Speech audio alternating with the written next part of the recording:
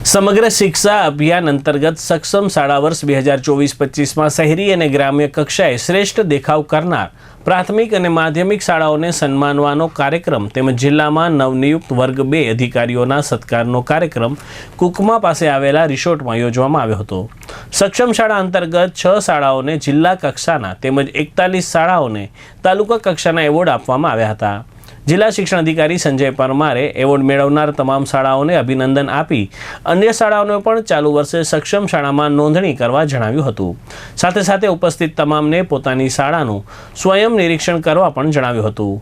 નવનિયુક્ત વર્ગ 2 અધિકારીઓને શુભકામનાઓ સાથે નવી જવાબદારી નિભાવવા સંદેશ આપ્યો હતો।